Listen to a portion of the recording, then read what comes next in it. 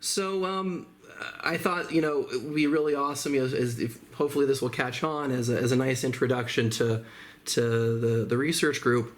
The question of, well, do psychotherapists actually improve with time and experience? And until this study, there really hadn't been any research in this field. This was actually the first longitudinal research that was done to figure out, well, what happens over time with an individual therapist. Okay. So we have a long history since the 1980s of knowing therapy works. If breaking this up into thinking about it as an effect size, therapy has a 0.85 effect size, and it really doesn't matter so much. I mean, it does, and we'll kind of get into that a little bit later, but it really doesn't matter so much what approach you're using, as long as it has basic components. That, again, we're going to get into that a little bit.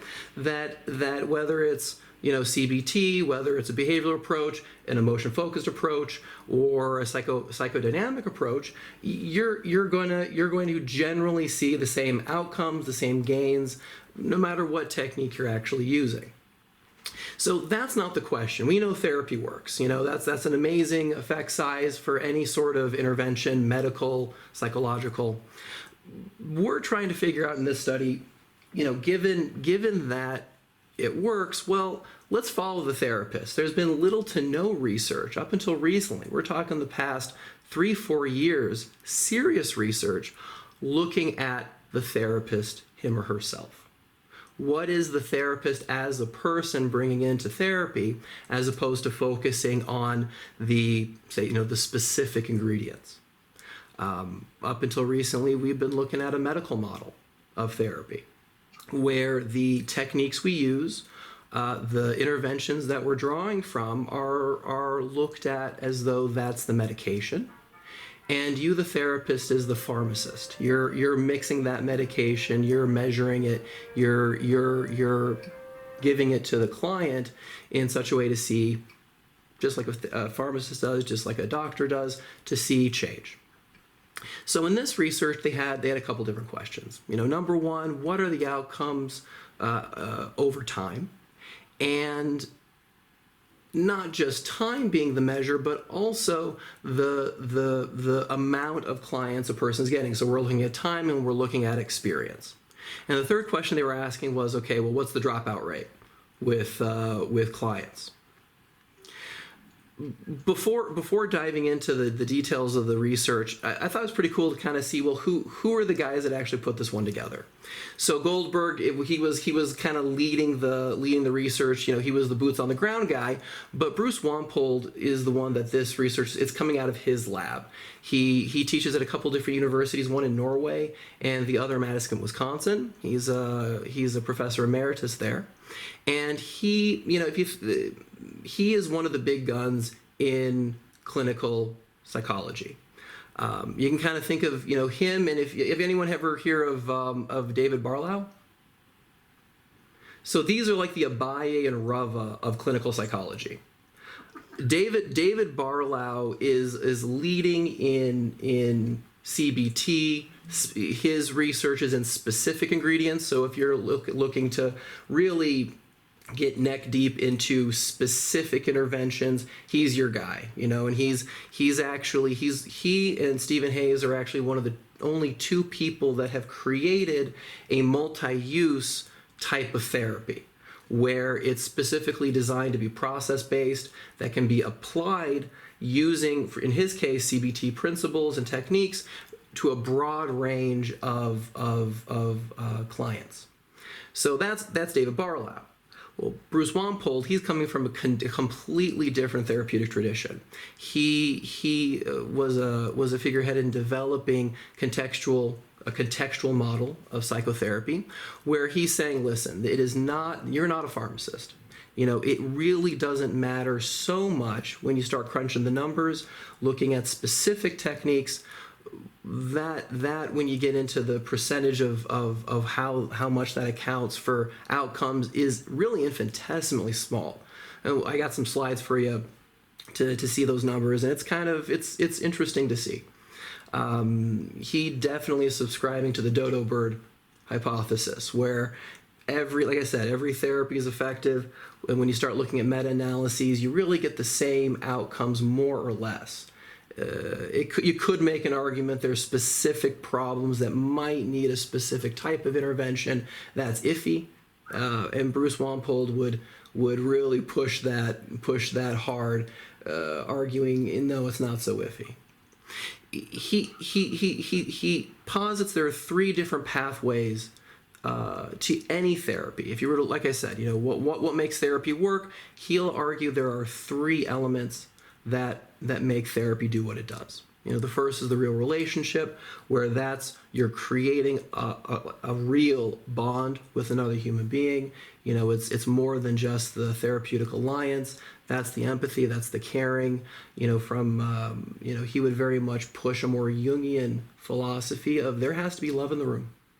You really have to have a deep connection with a professional love, but a deep connection with your client. And that's one pathway to change. The second is positive expectations. If anyone were to go to a heart surgeon, you got clogged arteries, you got problems, and you ask the surgeon, "Doc, can you help me?" If the doctor said, "I don't know, but if we work hard together, maybe this will work out," you wouldn't see that surgeon ever again. You'd go try and find someone who will say, "Yes, I can actually help you. This is something that's a tried and true method. Nothing's for certain, obviously, but don't worry, I got a good track record, I know what I'm doing, and I can help you." The beliefs, the positive expectations that a person has, the client, when coming into therapy is vital for therapy to be more successful. So it's not just giving, you as the therapist, giving that sort of reassurance, but this also includes, providing hope, being there to really hold the client in his own doubt. Is this going to work or not? So that would be the second pathway. And then the final one is the specific ingredients, and that would be any specific approach you got. That's your CBT, that's your emotion focused therapy. That you have a ritual that you're drawing from that makes sense on an intellectual level. That a person can look at that as a roadmap and say, "Oh, well, you have a plan, okay." It kind of bleeds into the positive expectations, but it's different enough that it stands on its own as a different element towards what the therapeutic process is. He's taking a lot of his work from Frank and Frank. They were a couple. It was a husband and wife team that did a lot of work in developing these ideas. That was it. As an anecdotal story, they very much pushed for clinicians to say, you must tell the client you can help them. You have to get them on board and let them know that you can be helpful, so that they can actually have enough trust to do the work and see the gains. Great book that Bruce Wampold wrote was the Great Psychotherapy Debate. So I really suggest, if you haven't read that book, that is like a key reading. That is just chock full. He used to be a mathematician, so it was a lot of graphs, a lot of explaining how does he know therapy works and why. And so that's Bruce Wampold.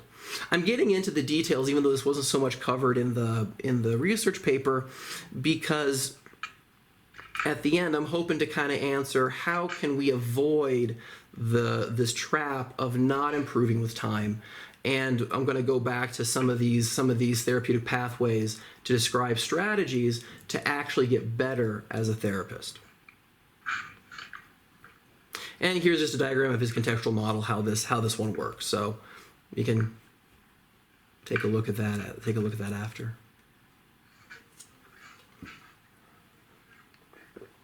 Like I said, this was not a well-researched topic. This was the first longitudinal study, but there were some studies that had been done before Goldberg and Wampold jumped into the ring. Stein and Lampert, they had their own meta-analytic review. They were seeing a modest link of having lower dropouts as a therapist carries on in his work. Goldberg found the same, that putting the question of does a therapist get better with time aside, a therapist is able to keep his clients longer with time, that the rate of dropout reduces within the career of a therapist. There were other cross-sectional studies. Leon and his team, they also did a study.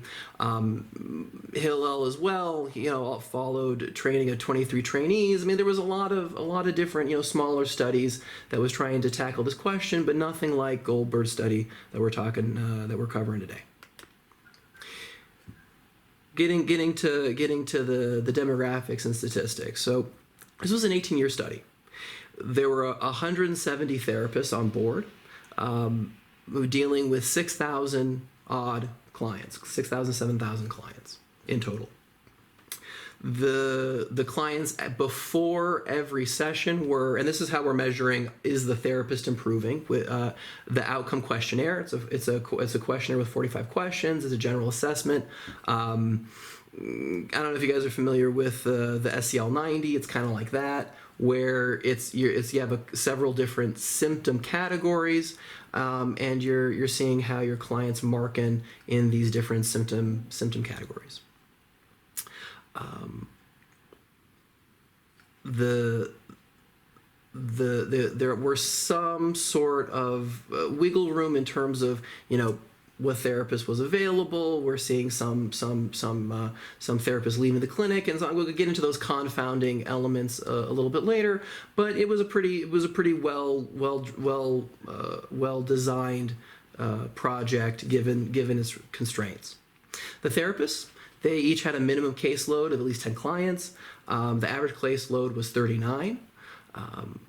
Each person had different levels of training. So that was also to the benefit of this research, getting to see different therapists at different stages of their own development. So some were trained, some were, postgraduate, some were already licensed. And each therapist, they were following all the legal standards in their state, having mandated professional development, in-house training, group and personal, individual and group supervision. So these guys were being well monitored, and they were receiving standard support any therapist would have in the field. On average, they had 5 years of experience clinically, and most everybody define themselves as working eclectically. That's a whole different interesting area of research, whether or not working eclectically is more effective. I'll leave someone else to do that, to present that research. But we had one REBT therapist, one psychodynamic therapist, and then two ACT guys. So those were the diehards in the group of the 170. The confounds. So as you imagine, a 18-year study, a lot of problems are going to come up. First of all, this is just a quasi-random study. This is not an RCT. So right there, it's taking a little bit of a hit statistically. It could be more experienced therapists had harder cases. It's true, everyone had varying level of expertise. Some therapists, we could argue they already reached their upper level, they're not improving, and so they're going to be outliers in this study. People did have different caseloads. There were early terminations with clients, and so there's a lot of different reasons to say, okay, well, whatever outcomes we're going to be seeing in this research, it does cast some doubt in the outcomes we're seeing. On the other hand, in terms of the statistical tools that were being used in this research, they were solid. Like I mentioned before, Bruce Wampold, he was a mathematician before he became a clinical psychologist. And so they really pull out all the stops to try and statistically remove all of these confounds. And even when they did, they had the same results that we're going to be seeing.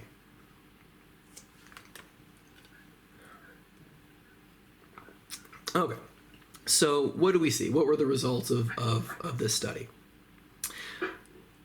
People got better. People that dropped 17 points on average in terms of the problems they were coming in with, and that's fantastic. We're definitely seeing people who are coming in with clinically significant problems being reduced to non-clinically significant problems. So these therapists were definitely helping people. They had solid growth rates per session. 52%, they showed a reliable drop in their OQ scores. For 42% of clients, they fell below clinical range, so that's solid. I thought this was kind of interesting. 1% of the variance in patients pre and post change was due to the individual therapist himself. So if we were to exclude all the common factors, all the therapeutic pathways, all the specific techniques, and you're just looking at, hey, that human being who's sitting in the other chair, how much of an influence that has, it's 1% of the variance, 1% of the impact of therapy. So I thought it was kind of interesting, just it wasn't so much the emphasis of the research, but just kind of leave with the question of the individual, professional stripped of his profession, how much of you, the person, actually contributes to therapy. They were saying around 1%. It's interesting how they kind of arrived at that anyway, but that's also, I guess, another topic for another time. They had very large effect size. It was above the average that we see in therapy in general. So they had a 0.94 effect size. So again, they did great. Therapy works. No matter what we're finding in this research, how therapists do get worse over time, it doesn't mean therapists are not helping people. They're definitely helping people. However, therapists did get worse over time. It was slight, but only 39% of therapists actually got better with all the supervision, with the group supervision, with the training, with the state mandate stuff. It was only 39% of these guys were actually getting better in the job that they were doing day in and day out. Where they did improve, most people predominantly improved with the dropouts. The therapist was able to figure out how to maintain the clients he was seeing. That was almost universal.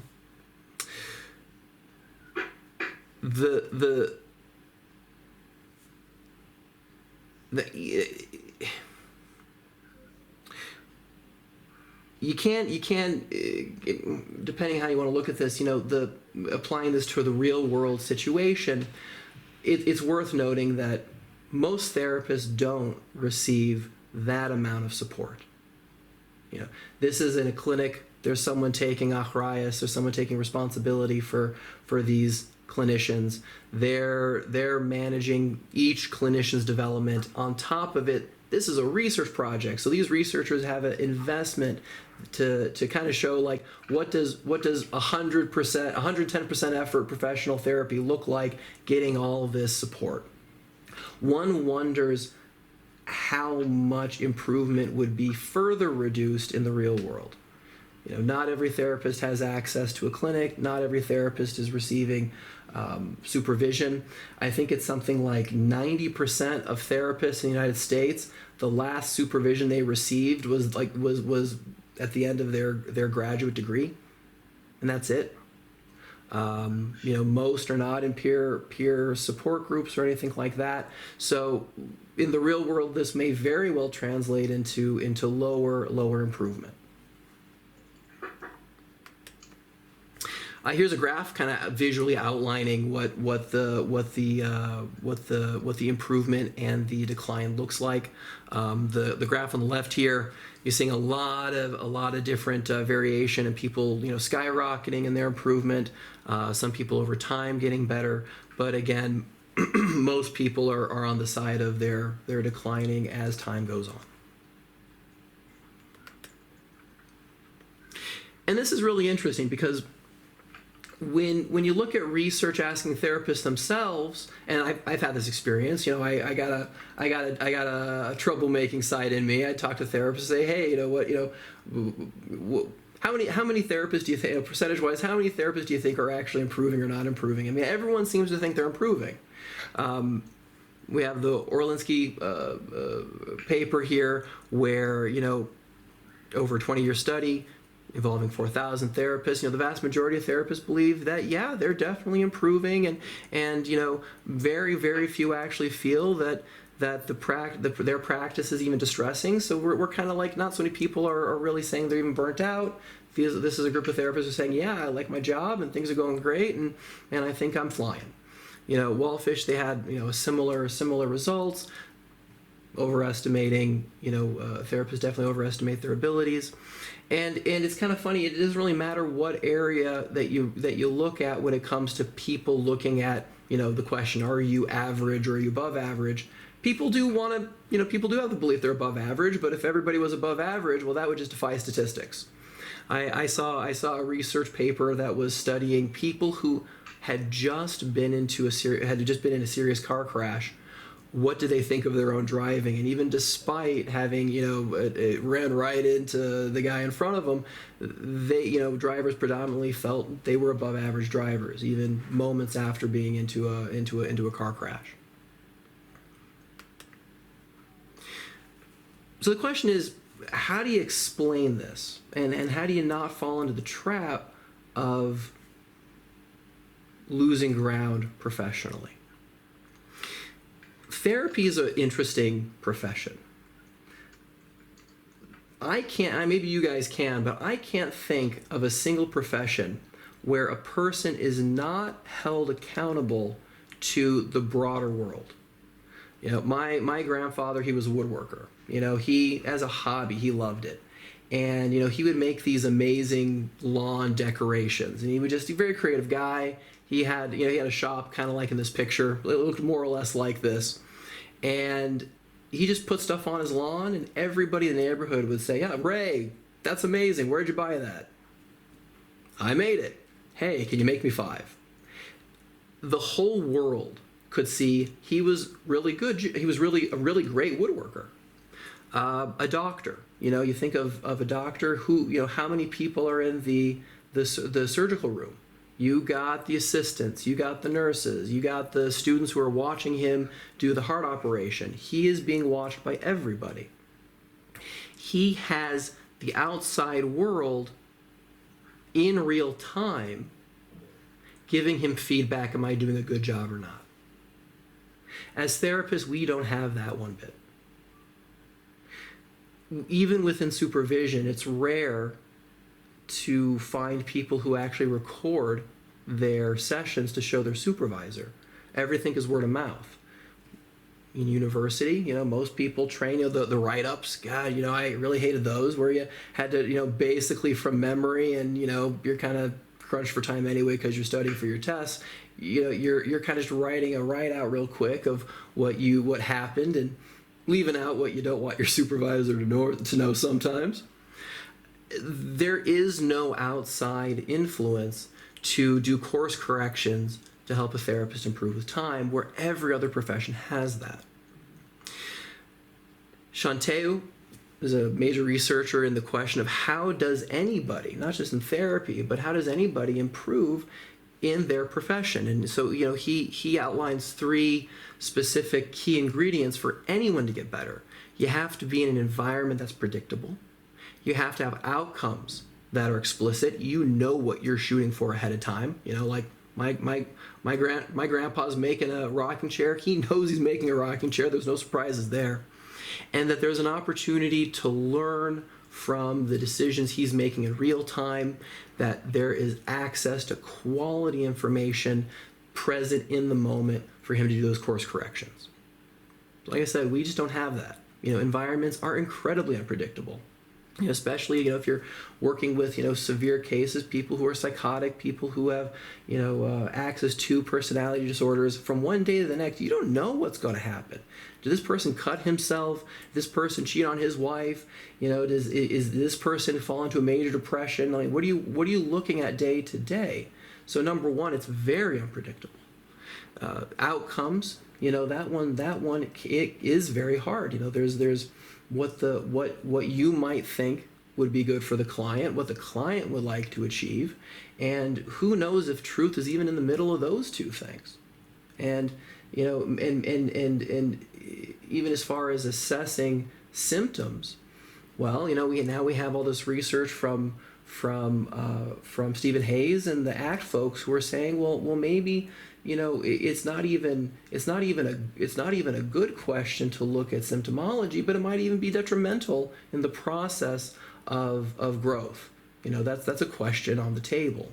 So we have a very unique field where the things that actually would help us become better are simply not present.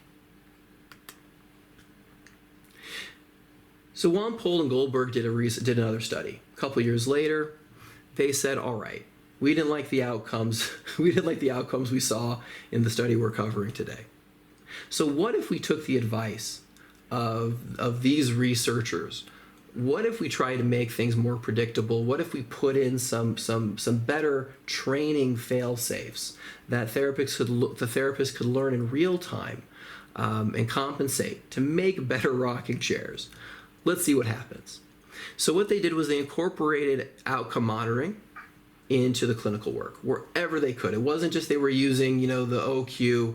They were really assessing, not just the clients, but they're using assessments on the therapists themselves, how they felt each session went. They were really trying to get hard data to encourage watching yourself as well as the work you were doing.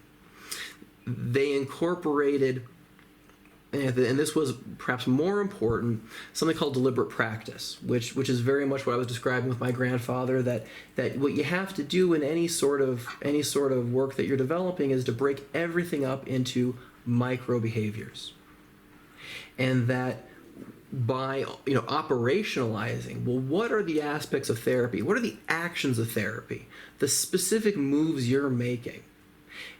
And judge every single one of those in your development.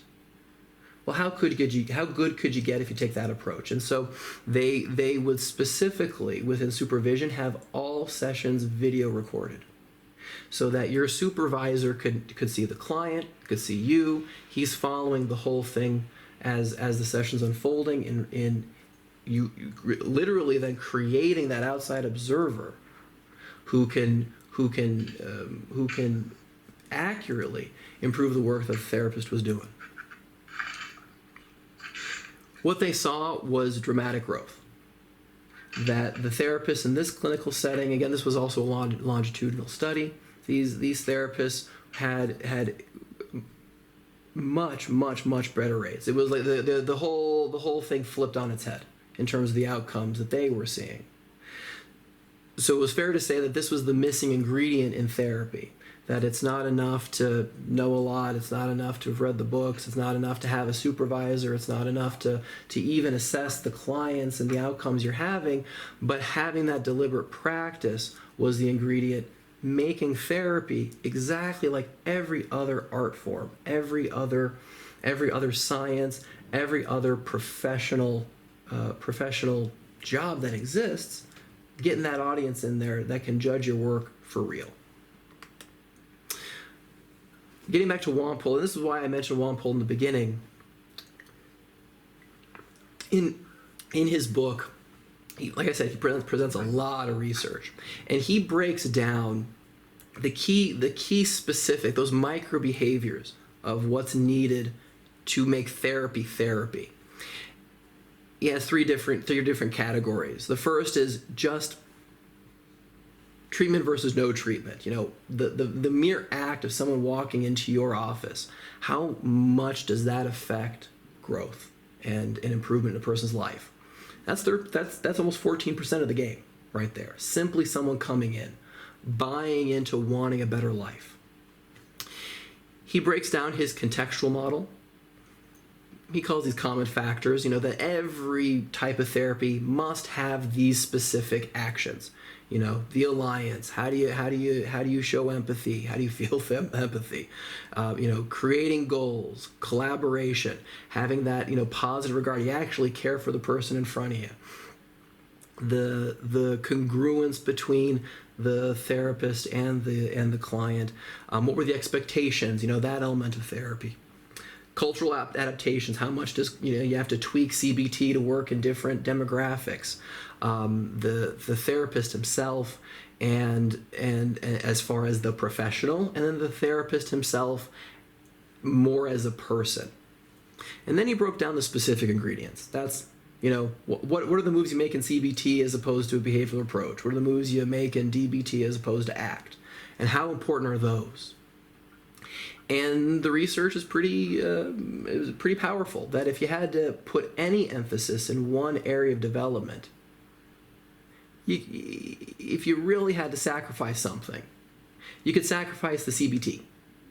the specific techniques of, figuring out if you're taking a behavioral approach, how much do you really have to improve your ability to demarcate antecedents, behaviors, and consequences? How important is it knowing all the relational frame theory jargon? All these specific ingredients, they're worth something. They're important. But compared to the empathy, the alliance, all these other behavioral acts, they don't even come close to the impact that these things make. And so part of deliberate practice is like this, whether you take this or leave this list of, like I said, operationalizing what does it mean to do therapy specifically, and to look at these as micro behaviors. How well can you read faces? How well can you, in your intonation, in your voice, show therapy, show a therapeutic caring. Something as simple as eyebrow movement. When people think, I love this. When people think they look angry. Get on any bus. People who are sitting alone, and those guys, their eyebrows are just like right down. That's an angry face. But that's also I'm thinking face. And when you have a client sitting across from you and you're trying to figure out, okay, what intervention am I using today? What's going on with this guy? What's the next move I'm going to make? Oftentimes therapists end up actually looking angry and freaking out the client on the other side. And it's worth even working out, well, what do you physically look like when you're talking to somebody? Are your eyebrows up? Is your body open? Or how much are you smiling? There's in radically open DBT, a variation on classic DBT. The researchers there, they spent years trying to figure out, the ideal smile in order not to freak out the person sitting across from you. And they came out that if you can manage a Mona Lisa smile, that looks the most realistic without selling yourself too much. And the guy on the other side, the woman on the other side buying, like you're actually not angry. You look like you're a safe human being. So a couple ideas of how to approach that work, but breaking down those behaviors, using deliberate practice to improve our therapeutic game, definitely does pay off, and we don't have to fall into the trap of Goldberg's first study, God willing, not being in that 78% who are declining in their ability to provide therapy.